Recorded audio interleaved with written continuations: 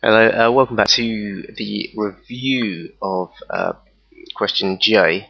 And the first thing I said I was going to talk about was the difference of two squares, and they normally sort of just abbreviate it to difference of two squares, dots. Okay, and we all just wanted to know, how I knew that that was going to factorize into that, and this is just something that was found. You could have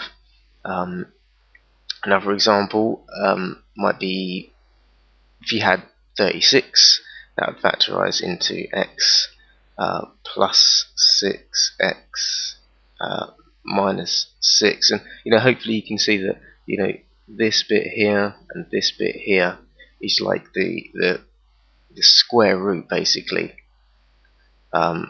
here, and 6 is the square root of 36. So that's how you can get like these figures here, and it just works out that and the plus and the minus signs, okay, and that just works out that if you to basically take these out the brackets, right, you would end up with this thing here, okay. So it's just a pattern in maths that has been observed, okay. You could have x minus 8x squared minus 81, and the square root of 81 would be 9, so you'd know that you just get that, and so on and so forth. Okay, so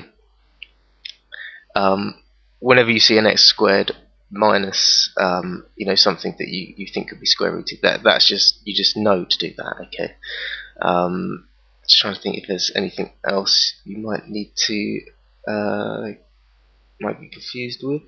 There was something. There's another point. In the previous question, we split the x squares, didn't we? We said it was like x times x. We tried that, didn't we? When factorizing didn't work. When we couldn't do anything else.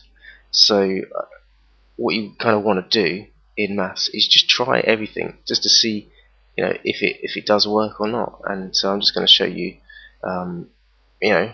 whether it works. I don't know. So let's give it a go. So let's cancel out the x's, and then we end up with x minus 3x on top. We end up with x minus 9.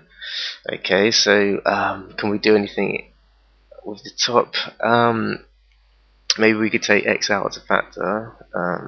Let's just give it a go, and we end up with this. We can't do anything to the bottom, the denominator. And so what do we end up with? So the top will be x, that would be 1 minus 3 is minus 2, and then you end up with, so that's your answer. And if we did it sort of trying to cancel out over here, this looks more simplified to me than this.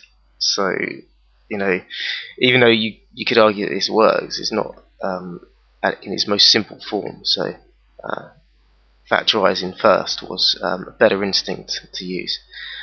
I think we'll leave it there. I mean, there's many more questions to go through, so I'm sure if I've missed any points, I'm sure they'll get ironed out later on. So we'll just leave it there, and see you in the next video. Cheers.